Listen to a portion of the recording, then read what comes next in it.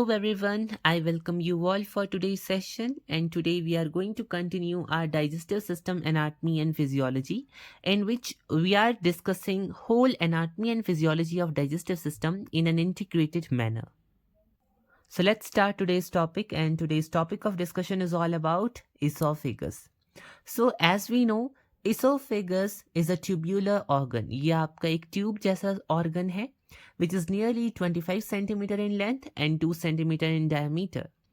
If someone asks you that what is the location of esophagus, so you can simply say it is in continuation with the pharynx and passes through the diaphragm to open into the stomach. यानी कि esophagus आपके digestive system का वो part है जो pharynx के साथ continuation में होता है, आपके डायफ्राम मसल्स को क्रॉस करते हुए स्टमक में ओपन हो रहा होता है. आप यहाँ पर देख सकते हो कि यह आपका ईसोफेगस है जो डायाफ्राम को क्रॉस करते हुए स्टमक में ओपन हो रहा है. अगर आपको पता हो तो ईसोफेगस के ठीक ऊपर आपके फेरिंग्स का थर्ड पार्ट पाया जाता है, that is laryngopharynx. As you all know that this is the pharyngeal wall, and anterior wall of this pharynx has larynx. Due to this reason, this part of your pharynx is known as laryngopharynx. Always remember कि जिस तरीके से location में लिखा है कि आपका oesophagus pharynx के साथ कंटिन्यूएशन में होता है, तो वो असल में आपके लेरिंगोफेरिंग्स के साथ कंटिन्यूएशन में होता है. This is actually a laryngopharynx. उसके बाद ये आपके डायफ्राम को क्रॉस करते हुए स्टमक में ओपन हो रहा होता है. So this is the location of your oesophagus. Always remember कि आपका जो लैरिंग्स होता है which is actually present in your went pipe, ये जो लैरिंग्स है इसके पास मल्टीपल कार्टिलेजेस होते हैं. इनमें से एक कार्टिलेज होता है क्रिकॉइड कार्टिलेज. इस क्रिकॉइड कार्टिलेज से आपके कुछ मसल फाइबर्स ओरिजिनेट होते हैं जो कि असल में आपके लेरिंगोफेरिंग्स की वॉल को एनसर्कल करने का काम करते हैं. Due to this reason we can say these are cricopharyngeal muscles which actually originated from the cricoid cartilage of the larynx and encircles pharynx. Now अब आप देख सकते हैं ये आपका पूरा ईसोफेगस है जिसके नीचे आपको स्टमक दिख रहा है, और स्टमक के नीचे आप सभी जानते हो small intestine, large intestine, rectum and then anal canal आते हैं. नाउ ऑलवेज रिमेंबर कि आपका ईसोफेगस स्टार्ट कहाँ से हो रहा है. It is present in continuation with the pharynx, the part of pharynx that is known as laryngopharynx. आपके फेरिंग्स के किस पार्ट के साथ ईसोफेगस कंटिन्यूएशन में है? लेरिंगोफेरिंग्स के साथ. Okay. The opening of esophagus is also known as gullet. So the location of esophagus with respect to your vertebral column, it starts from the cricopharyngeal junction which is found on the C6 vertebra and ends at gastroesophageal junction which is present on thoracic 11 vertebra. So you can simply say that esophagus begins from cervical 6 vertebra and ends at thoracic 11 vertebra. Now आप नाम से ही अंदाजा लगा सकते हैं that cricopharyngeal junction और cricopharyngeal muscles are same thing. Cricopharyngeal junction और the cricopharyngeal muscles are present inferior to the laryngopharynx. आप देख सकते हो आपके लेरिंगोफेरिंग्स के नीचे पाया जाता है, and just top of, or you can say opening of esophagus that is known as gullet. और आपके ईसोफेगस के टॉप पर या ईसोफेगस की ओपनिंग जिसे गलेट कहा जाता है वहां पर ये पाया जाता है. Why this muscle is known as cricopharyngeal, as I already taught you, because this muscle originated from the ledge of the larynx and encircled the pharyngeal wall. Due to this reason, this junction or this muscle is known as cricopharyngeal junction or cricopharyngeal muscle. Now, what is gastroesophageal junction? Gastroesophageal junction is an anatomical point where esophagus connects to your stomach. Gastroesophageal junction वो anatomical point है जहां पर आपका oesophagus आपके stomach के साथ connect हो रहा होता है. Now inner mucosal epithelium of your oesophagus mostly consisting of squamous epithelium, but the last 2 centimeter of the esophagus contains columnar epithelium, and then this columnar epithelium continues towards your small intestine, large intestine and rectum as well as in your anal canal, but the last 2 centimeter of the anal canal also contain squamous epithelium. So as you can see, within your whole gut there are 2 squamocolumnar junction. What is a squamocolumnar junction? This is the junctional point where squamous cell meets with the columnar cells. So as you can see, first squamocolumnar junction is found in this region, or you can say first squamocolumnar junction is found in respect to your esophagus. This squamocolumnar junction is known as Z line. In the same way, second squamocolumnar junction is found at the level of anal canal, that is known as dentate line. So the most common malignancy which is occurred above the Z line, that is known as squamous cell carcinoma. Carcinoma आप सभी जानते हो, जिन भी terms के पीछे ओमा लग जाता है वो आपके कैंसर होते हैं. कार्सिनोमा का मतलब है ऐसा कैंसर जो कि आपकी एपिथेलियल ओरिजिन का है. आप सभी जानते हो स्क्वामस एपिथेलियम आपकी एपिथेलियल ओरिजिन की है, और इस वजह से अगर Z लाइन से ऊपर, क्योंकि केवल और केवल स्क्वामस एपिथेलियम है, तो Z लाइन से ऊपर अगर मोस्ट कॉमन मैलिग्नेंसी कोई हो सकती है तो वो हो सकती है स्क्वामस सेल कार्सिनोमा. इसी तरीके से डेंटेट लाइन के नीचे भी क्योंकि सिर्फ और सिर्फ स्क्वामस सेल हैं, इस वजह से यहाँ पर भी most common malignancy squamous cell carcinoma होगी. बट अगर कोई डिजीज डेंटेट लाइन के ऊपर या Z लाइन के नीचे है तो वो मोस्ट कॉमन मैलिग्नेंसी होगी आपकी एडिनोकार्सिनोमा, क्योंकि यहाँ पर आपकी ग्लैंड्यूलर कॉलमनार एपिथेलियम पाई जाती है और इन ग्लैंड्स को आप मेडिकली एडिनो कहते हो. Due to this reason this is known as adenocarcinoma. Carcinoma means cancer of epithelial origin, but here epithelial cells are columnar. Columnar means glandular and को medically adeno कहा जाता है. I hope I am clear up to this. Now let's move towards the parts of the esophagus. There are main 4 parts of your esophagus. So first part of the esophagus is known as cervical esophagus. Second part of your esophagus is known as upper thoracic esophagus, then middle thoracic esophagus, and then lower thoracic esophagus. As you can see, lower thoracic esophagus आपके इस diaphragmatic level तक है. Diaphragm के नीचे भी आपके esophagus का एक additional part होता है, that is known as abdominal esophagus. You want to know that what is the length of these all esophagus parts? So first of all, you should know that what is the distance of these esophageal part from upper incisor level. So for measuring that distance, we have to use endoscope. हम सभी जानते हैं endoscope आपके ऐसे instrument है जिनका use किया जाता है आपकी गट के डिसऑर्डर्स को डायग्नोस करने के लिए, गट की स्क्रीनिंग के लिए और गट के डिसऑर्डर्स के असेसमेंट के लिए. और इनकी लेंथ को मेजर करने के लिए सबसे पहले आपको ये पता होना चाहिए कि ये आपके ओरल कैविटी से कितने डिस्टेंस पर पाए जाते हैं. So according to the endoscope, जब भी एंडोस्कोप को ओरल कैविटी में एंटर करवाया जाता है तो जैसे जैसे एंडोस्कोप आपके पूरे गट में एंट्री लेता है तो जैसे ही वो आपके सर्वाइकल एसोफेगस में पहुंचता है तो वहां पर आपको ये पता चलता है कि from upper incisor level your cervical esophagus is present in 15 centimeter distance or 15 centimeter away from upper incisor level. यानी कि एंडोस्कोप के अकॉर्डिंग आपका सर्वाइकल इसोफेगस स्टार्ट हो रहा होता है 15 centimetre away from upper incisor. ऐसे ही आपका अपर थोरैसिक इसोफेगस स्टार्ट हो रहा होता है 20 centimetre away from upper incisor. इसी तरीके से मिडल थोरैसिक इसोफेगस स्टार्ट होता है 25 centimetre away from upper incisor and lower thoracic oesophagus start होता है 30 centimetre away from upper incisors. तो यानी कि हम डिस्टेंस को मेजर कर रहे हैं अपर इंसाइजर के लेवल से. और हमेशा याद रखिएगा कि लोअर थोरैसिक इसोफेगस की जो लास्ट लेंथ होती है यानी कि लोअर थोरैसिक इसोफेगस एंड होता है 40 सेंटीमीटर की लेंथ पर, क्योंकि इसके नीचे आपका एब्डोमिनल इसोफेगस स्टार्ट हो जाता है विच continues till 45 centimetre.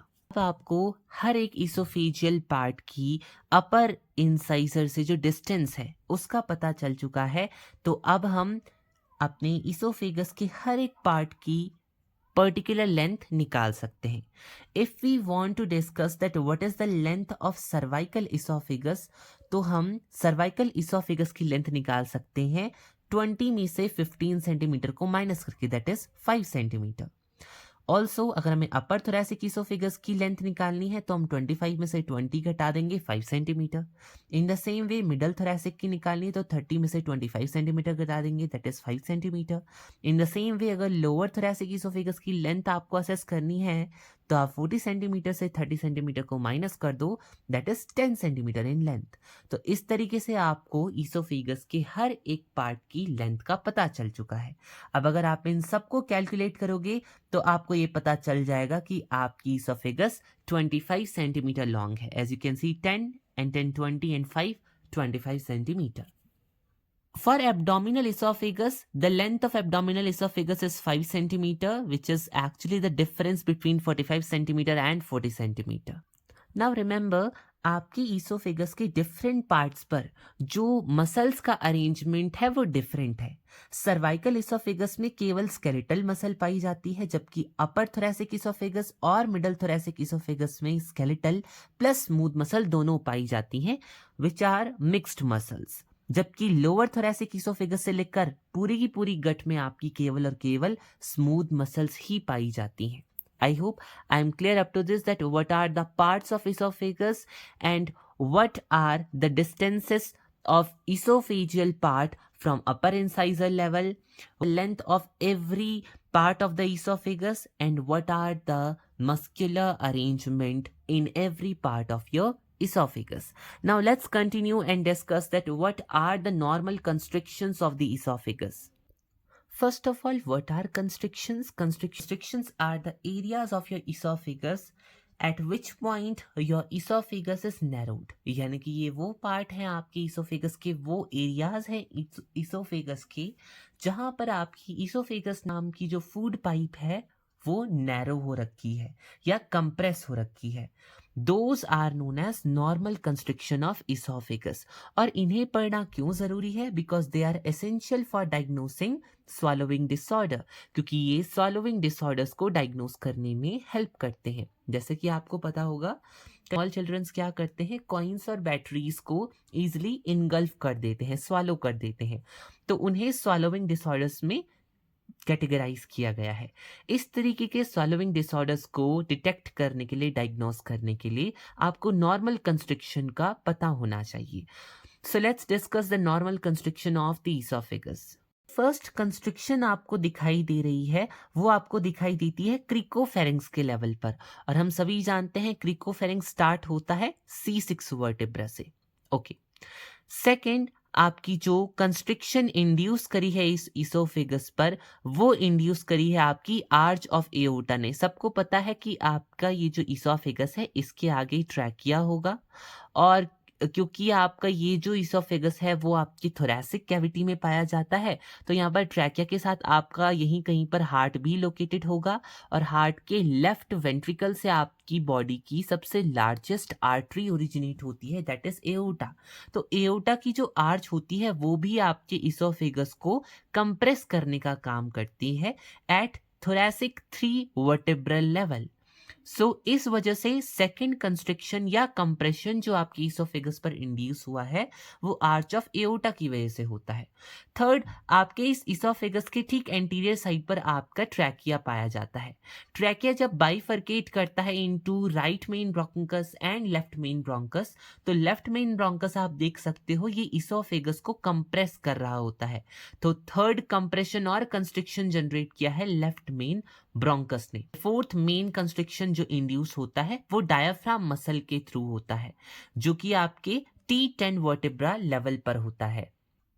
Diaphragmatic constriction वाले एरिया में डायफ्राम आपकी इस इसोफेगस को एनसर्कल करके रखती है, जिसकी वजह से यहाँ पर एक कंस्ट्रिक्शन इंड्यूस होता है, that is fourth constriction of your esophagus. So हमने 4 कंस्ट्रिक्शन पढ़े. सबसे पहला कंस्ट्रिक्शन जनरेट होता है क्रिकोफेरिंजियल मसल के थ्रू क्रिकोफेरिंग्स लेवल पर. दूसरा आर्च ऑफ एओर्टा की वजह से. थर्ड आपके लेफ्ट मेन ब्रोंकस की वजह से, और फोर्थ आपके डायफ्राम की वजह से. अगर आप इन सब की लोकेशन जानना चाहो तो आप याद रख सकते हो with respect to your vertebral column, cricopharynx का जो कंस्ट्रिक्शन आपके इसोफेगस पर है वो C6 वर्टेब्रा पर है। डायाफ्राम का जो कंस्ट्रिक्शन है इसोफेगस पर वो T10 के लेवल पर है।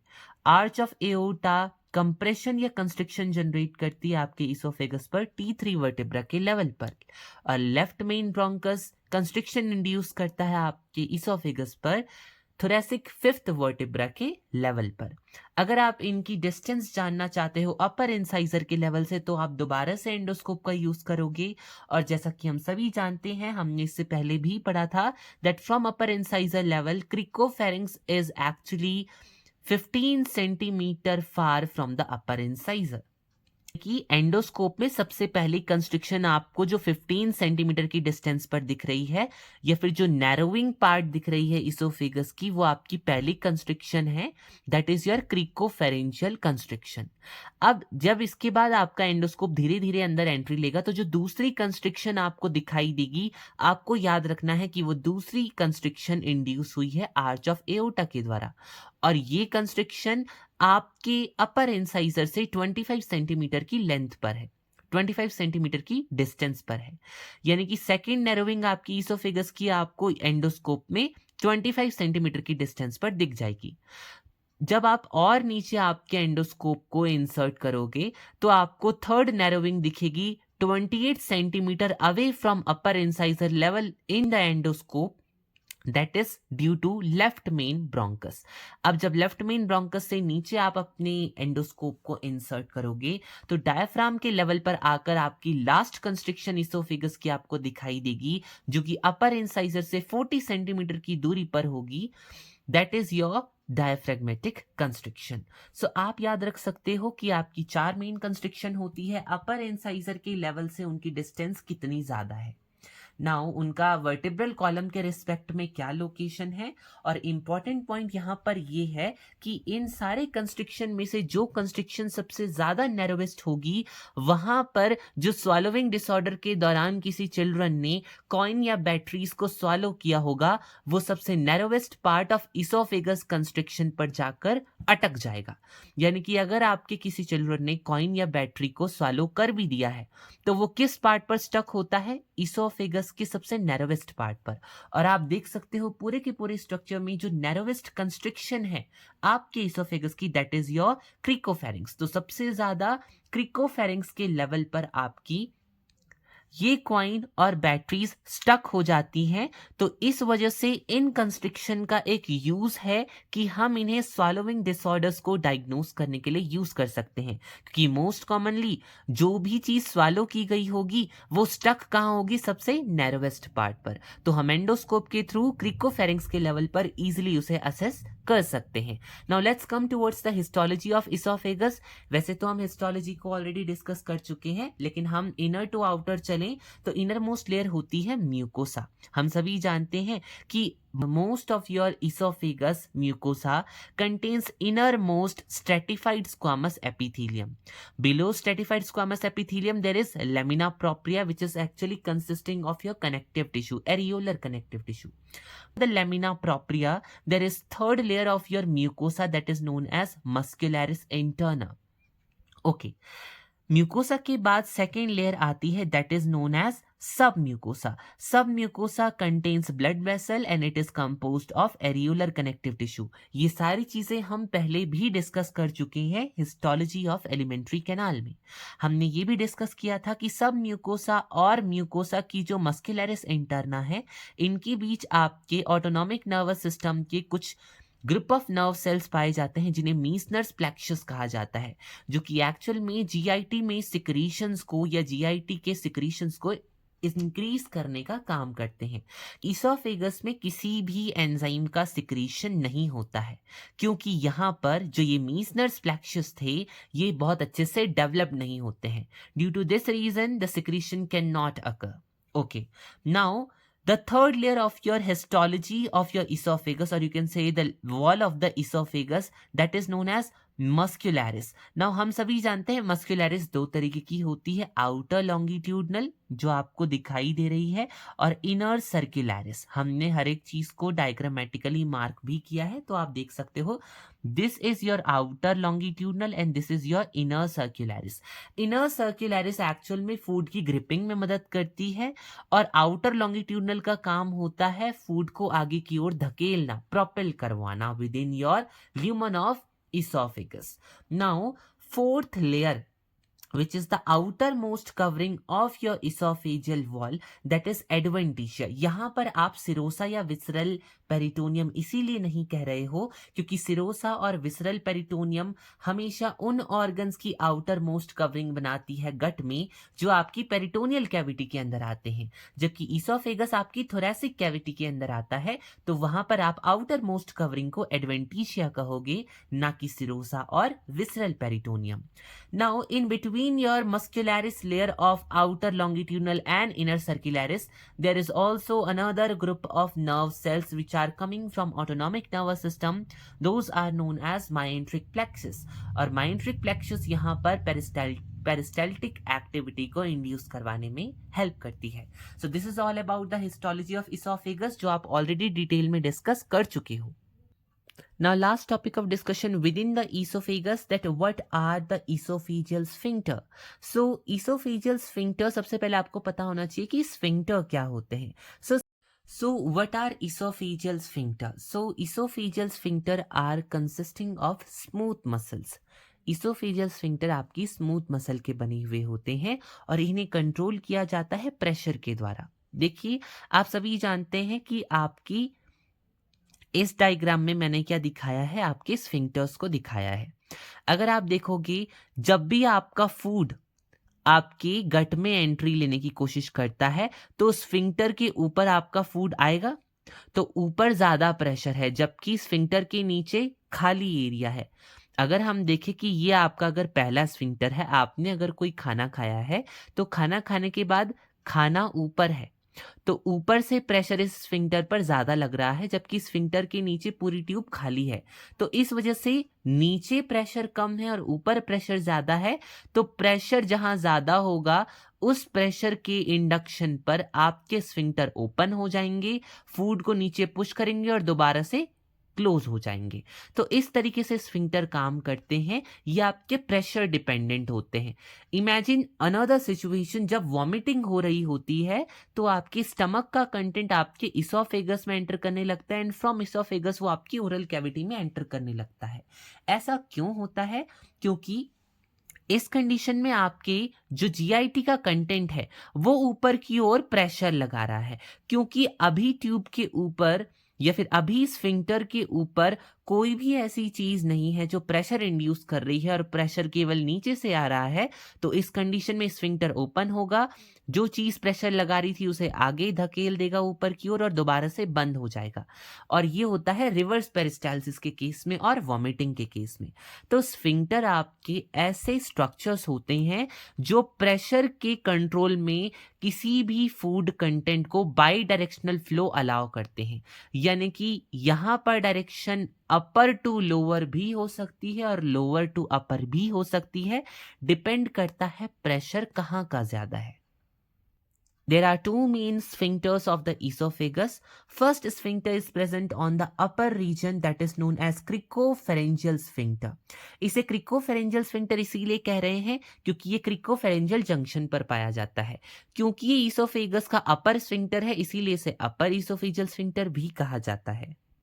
And also it is known as pharyngoesophageal sphincter, क्योंकि ये वो स्फिंक्टर है जो फेरिंक्स को इसोफेगस के साथ कनेक्ट कर रहा होता है. अपर इसोफेजियल स्फिंक्टर का काम है that it prevents the entry of air in oesophagus during respiration, यानी कि रेस्पिरेशन के दौरान एयर की एंट्री को इसोफेगस में ये प्रिवेंट करता है. सेकेंड इसका फंक्शन है कि इसोफेजियल कंटेंट का एस्पिरेशन ये प्रिवेंट करता है, या आप कह सकते हो इसोफेजियल कंटेंट के बैकफ्लो को प्रिवेंट करता है. Second sphincter of your esophagus is gastroesophageal sphincter because it is present on gastroesophageal junction. It is also known as lower esophageal sphincter और कार्डियक स्फिंक्टर. कार्डियक स्फिंक्टर क्योंकि ये sphincter आपके stomach के cardiac part में open हो रहा होता है. इसका काम है प्रिवेंट करना स्टमक के कंटेंट के रिफ्लक्स को इनटू द इसोफेगस, यानी कि आपके स्टमक का कंटेंट इसोफेगस में एंट्री ना कर पाए, इस चीज को प्रिवेंट करता है आपका लोअर इसोफेजियल स्फिंक्टर. ना लोअर इसोफेजियल स्फिंक्टर से दो डिसऑर्डर्स एसोसिएटेड होते हैं. सबसे पहला डिसऑर्डर होता है achalasia cardia and second one is GERD, that is known as gastro esophageal reflux disorder. Now always remember, achalasia cardia and GERD एक दूसरे के अपोजिट हैं. ये आपके लोअर इसोफेजियल स्फिंक्टर के डिसऑर्डर हैं. पहला डिसऑर्डर जिसे हम एचलेशिया कार्डिया कह रहे हैं, ये वो डिसऑर्डर है जिसमें आपके लोअर इसोफेजियल स्फिंक्टर का जो रिलैक्सेशन है वो नहीं हो पाता, यानी कि आपका lower esophageal sphincter completely constricted है. यानी कि अब आप जो भी फूड खाओगे वो इसोफेगस में तो एंट्री लेगा लेकिन इसोफेगस से स्टमक में मूव नहीं कर पाएगा. यानी कि ड्यूरिंग swallowing जब भी आप खाना खा रहे होंगे, निगल रहे होंगे, तो लोअर इसोफेजियल स्फिंक्टर क्योंकि रिलैक्स नहीं हो पा रहा है, तो इस वजह से इसोफेजियल फूड जो है वो आपके स्टमक में एंटर नहीं कर पाएगा. And this disorder is known as achalasia cardia which is a kind of neuromuscular disorder. Now, second is GERD, that is gastroesophageal reflux disorder. Achalasia cardia में आपका लोअर इसोफेजियल स्फिंक्टर रिलैक्स नहीं कर पा रहा था, लेकिन GERD में opposite हो चुका है. आपका गैस्ट्रोइसोफेजियल स्फिंक्टर जो है वो अब कंस्ट्रिक्ट नहीं हो पा रहा है, वो रिलैक्स्ड है, कंप्लीटली ओपन है. तो अब होगा क्या, इस वजह से आपकी जो स्टमक का कंटेंट है वो इसोफेगस में रिफ्लक्स कर सकता है, यानी कि स्टमक से इसोफेगस में जा सकता है क्योंकि आपका स्फिंक्टर तो रिलैक्स हो रखा है, वो ओपन हो रखा है, कंस्ट्रिक्टेड तो है ही नहीं. ड्यू टू दिस रीजन हम ये कह सकते हैं that GERD is a condition in which there is a failure in closure of lower esophageal sphincter or there is a weakening of lower esophageal sphincter. यानी कि एक ऐसी कंडीशन है जहां पर आपके लोअर इसोफेजियल स्फिंक्टर का क्लोज होना बंद हो जाता है, यानी कि यहां पर आपका लोअर इसोफेजियल स्फिंक्टर का जो क्लोज होना था, कंस्ट्रिक्शन होना था, वो नहीं हो पाता है, जिसकी वजह से लोअर इसोफेजियल स्फिंक्टर ओपन रह जाता है. ये इसीलिए देखने के लिए मिलता है क्योंकि लोअर इसोफेजियल स्फिंक्टर की जो मसल है, स्मूथ मसल है, वो कई बार वीक हो जाती है due to some bacterial infection, जिसकी वजह से आपके स्टमक का कंटेंट इसोफेगस में बैकफ्लो करने लगता है. और इस बैकफ्लो की वजह से क्या होता है, जो एसिडिक कंटेंट आपके स्टमक में था वो अब इसोफेगस में एंट्री ले रहा है, जिसकी वजह से आपको हर्ट बर्न और डिस्कम्फर्ट फील हो सकता है. हर्ट बर्न का मतलब है आपको चेस्ट वाले एरिया पे जलन देखने के लिए मिल सकती है. So this is all about your oesophagus. I hope आपको ये सारी बातें क्लियर हुई होंगी. एक क्विक रिवीजन ले लेते हैं. So always remember, oesophagus is a tubular organ which is 25 centimetre in length and 2 centimeter in diameter. It is present in continuation with the laryngopharynx and passes through your diaphragm, opens into the stomach. Always remember, there are four main parts of your esophagus: cervical esophagus, upper thoracic esophagus, middle thoracic esophagus, and lower thoracic esophagus. Additional part of your esophagus, that is abdominal esophagus. Cervical esophagus is 5 centimeter in length. Upper thoracic esophagus is also 5 centimeter in length. Middle thoracic esophagus is also 5 centimeter in length. While lower thoracic esophagus is 10 centimeter in length. That's why collectively we can say that esophagus is 25 centimeter in length. While additionally abdominal esophagus is 5 centimeter in length. If we see the distance of these esophageal part from upper incisor level, so according to your endoscope, the cervical esophagus is found 15 centimeter away from your upper incisor. In the same way, 20 centimeter away from upper incisor there is upper thoracic esophagus. 25 centimeter away from from upper incisor there is middle thoracic esophagus, and 30 centimeter away from your upper incisor there is lower thoracic esophagus. Now, how many constrictions are found over your esophagus? First is cricopharyngeal constriction, that is found on C6 vertebra. Arch of aorta, that is present on T3 vertebra. Left main bronchus, that is present on T5 vertebra, and diaphragm at T10 vertebra. If we want to understand that what is the distance of these constriction of the esophagus from upper incisor level. So cricopharyngeal constriction is away from incisor at about 15 centimeter distance, and arch of aorta present 25 centimeter away from upper incisor level. Left main bronchus is present 28 centimeter away from upper incisor level, and diaphragm is present 40 centimeter away from upper incisor level. So हमने यहाँ पर एक revision ले लिया है. Histology में हमने पढ़ा था म्यूकोसा, सब म्यूकोसा एज वेल एज आपकी मस्क्यूलरिस और आपकी adventitia inner to outer histology बना रही होती है. इनर मोस्ट म्यूकोसा में मोस्ट ऑफ द एपिथेलियम आपकी स्क्वामस एपिथेलियम होती है, that is stratified squamous epithelium. यहाँ पर मीसनर्स प्लेक्सस अच्छे से डेवलप नहीं हो पाते हैं, इस वजह से आपके इसोफेगस के ल्यूमन में कोई भी सिक्रीशन नहीं देखने के लिए मिलता है. वाइल माइंट्रिक प्लेक्सस यहाँ बहुत अच्छे से काम कर रहे होते हैं, जिनके रिस्पॉन्स में इनर सर्कुलरिस मसल ग्रिपिंग करवाती है फूड की, और आउटर लॉन्गिट्यूडल मसल फूड का प्रोपल्शन करवाने में हेल्प करती है. स्फिंक्टर में हमने पढ़ा दो मेन स्फिंक्टर होते हैं, upper esophageal sphincter, lower esophageal sphincter. Upper esophageal sphincter air की एंट्री को प्रिवेंट करता है इनटू द इसोफेगस, वाइल आपका लोअर इसोफेजियल स्फिंक्टर स्टमक के कंटेंट को रिफ्लक्स होने से बचाता है into the esophagus. You can easily understand everything about the esophagus when you can understand the basics about the esophagus. Remember, there are two main disorders which are related to your lower esophageal sphincter. First one is the achalasia cardia and second one is the GERD. In achalasia cardia, lower esophageal sphincter constriction remains while relaxation failed. While in GERD, the lower esophageal sphincter constriction fails and relaxation remains. In both the condition, ultimately normal homeostasis of your body will altered. And in the next lecture, I will teach you everything about your stomach. So stay tuned with us. If you like this video, so please hit the like button, comment on the comment section, subscribe to my channel for more further information. Stay tuned with us. Till then, keep learning, keep exploring, and always remember, anatomy and physiology is also one of the most interesting subject. Thank you so much.